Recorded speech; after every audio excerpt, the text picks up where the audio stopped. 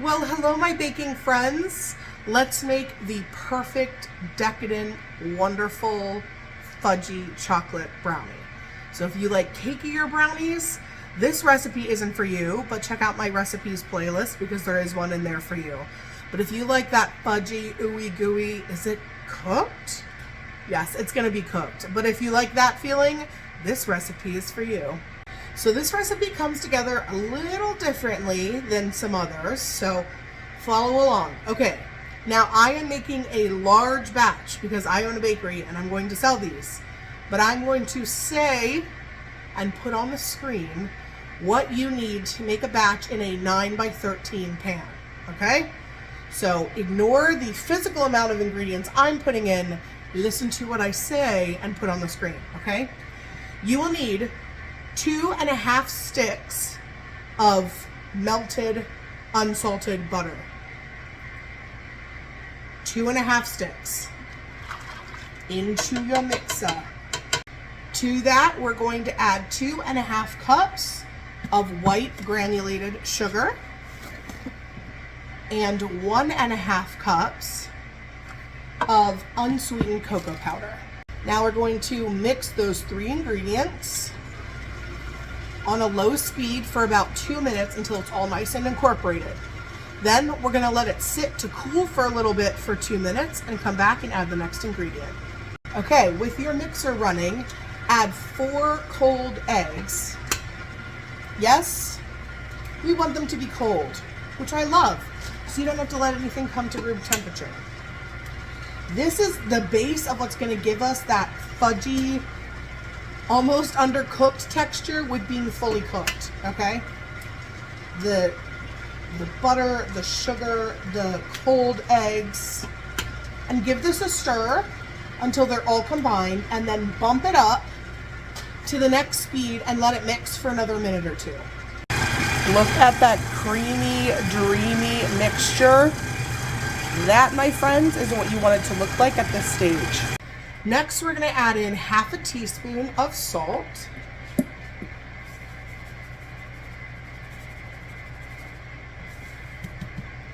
And 2 teaspoons of vanilla extract. And then we just have the flour and we're done. Notice anything different about this recipe? There is no rising agent. There is no baking soda or baking powder. That's why it's going to be fudgy and delicious. Mix until well combined, and then we'll add the flour. Okay, with your mixer on stir, add 1 cup of all-purpose flour. Once your flour is incorporated, you can add, if you want to add a cup of walnuts, you can add, I would say, 1 cup to 1.5 cups of mix-ins. Walnuts, almonds, chocolate chips, peanut butter chips, whatever your heart desires, but have it total about 1.5 cups. That's about what the batter can handle. Now we're getting ready to spread it into our pan. Alrighty, preheat your oven to 325. Make sure you have a rack in the middle of the oven. We want nice, even heat and airflow above and under to help this cooking process. Are you guys ready to see this batter? Look at that. Shiny, beautiful. Make sure you scrape down your bowl really well after you're done with your stand mixer or even hand mixer. Get all that sugar and butter, make sure everything's incorporated. Like, yes. Pour it into a greased, and I would put parchment down, 9x13 pan. Remember, I'm doing a much larger batch, so mine's not 9x13. And make it as even as you can.